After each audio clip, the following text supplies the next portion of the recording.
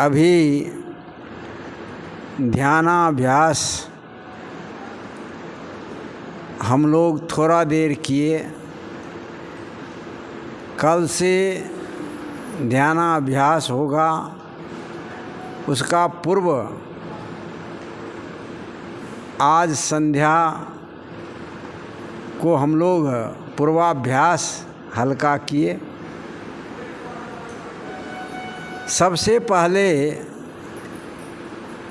आज हम लोग शब्दाभ्यास किए। ध्यान के कई भेद हैं। शब्दाभ्यास, रूपाभ्यास, दृष्टा दृश्याभ्यास और साक्षी भाव, ये 4 भाग हैं जिसको हम साधार ध्यान और निराधार ध्यान मुख्य रूप से 2 भाग में हम इसको विभक्त करेंगे। साधार ध्यान वह है जिसमें हम नाम जप और रूप का ध्यान करते हैं। तो अभी शब्दाभ्यास हम लोग किए।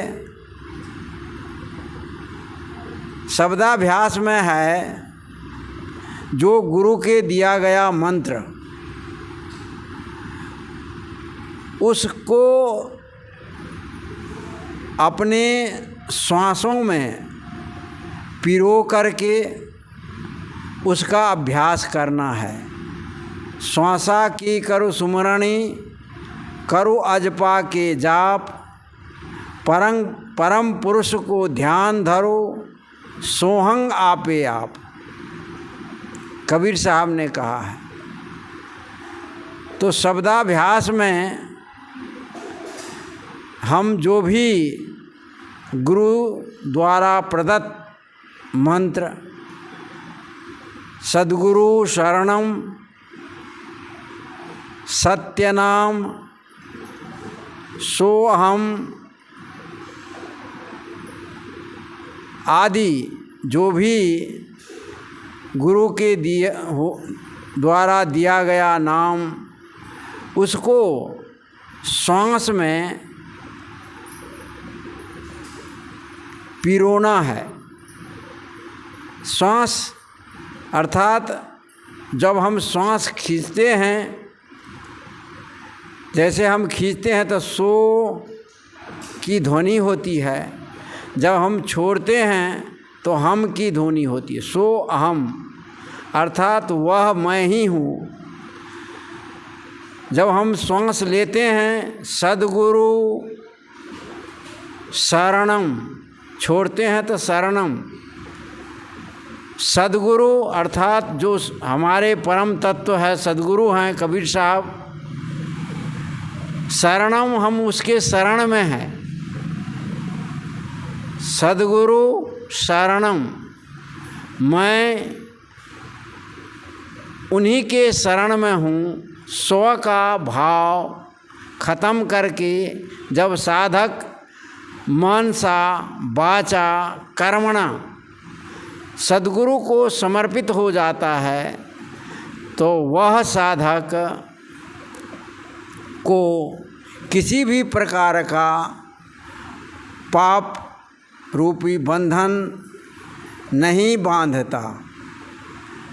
लेकिन उसके लिए साधक को मनसा वाचा कर्मणा तीनों से सद्गुरु में समर्पित होना होगा। सद्गुरु शरणम, मैं सद्गुरु के शरण में हूँ। सद्गुरु के शरण में तन मन धन सब अर्पण किया। तो यह भाव आपको लाना है। सत्य नाम, वह सत्य जो परम तत्व है, जो आत्मा है, जो सद्गुरु है, वही सत्य है। उसी का नाम हम जब श्वास लेते हैं तो सत्य, जब छोड़ते हैं तो नाम, सत्य नाम, उसी के फेरा श्वास में हमें करना है। अन्य जो भी अपने गुरु के द्वारा लघु मंत्र, यहाँ बड़ा मंत्र का हम सहारा नहीं ले सकते, क्योंकि श्वास की जो गति है वह थोड़े देर हम लेते हैं और थोड़े देर में छोड़ते हैं। तो उसमें जो छोटा मंत्र होता है, जो इष्ट मंत्र होता है, उसको हम श्वास में पिरो करके अपना स्मरण करते हैं, अपनी साधना करते हैं। जब उसमें मन स्थिर हो जाता है, उसी शब्द में, उसी श्वास में, उसी भाव में साधक को हमेशा स्थिर रहना है, मन को उसी में स्थिर रखना है, यही साधना है। वैसे मन भगेगा, जब मन भगेगा तो साधना आपकी टूट गई, फिर आपको जोड़ना है, फिर उसी में रखना है। इस तरह से हम साधक का मन जो है उसी सद्गुरु में स्थिर रहे और दूसरे में हमारा मन नहीं जाए। जो मंत्र है, कहा गया है तज्जपत तदर्थ भावनम, जिसका आप जप करते हैं उसकी आप भावना करें। लेकिन यह प्रकाश कोई परमात्मा का प्रकाश नहीं है, यह जड़ है, प्रकृति है।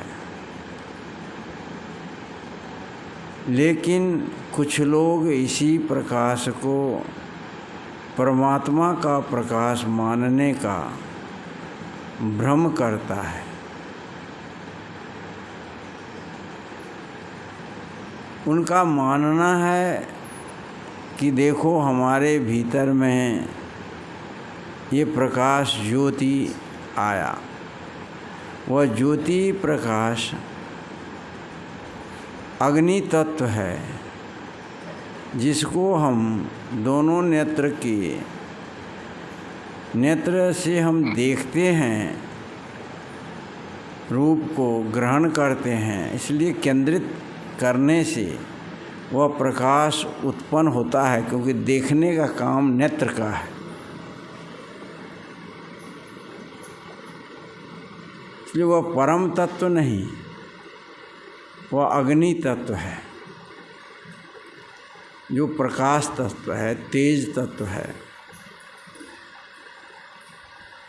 उसी को बहुत से लोग डिवाइन लाइट कह करके अपनी साधना में स्थान दिया है।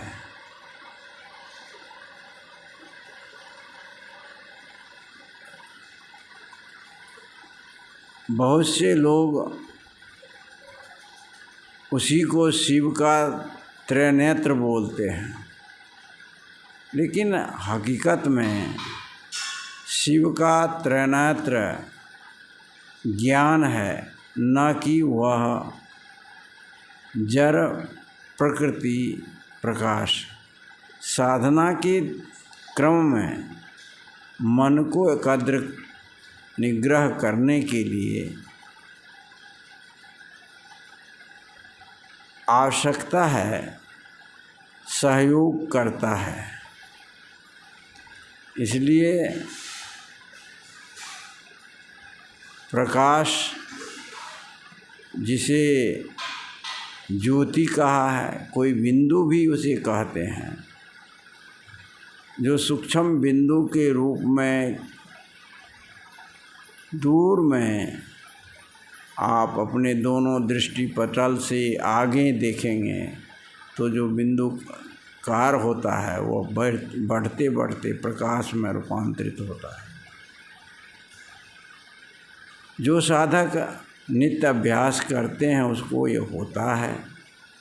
लेकिन यह कोई परमात्मा का प्रकाश नहीं है, यह प्रकृति के तत्व है।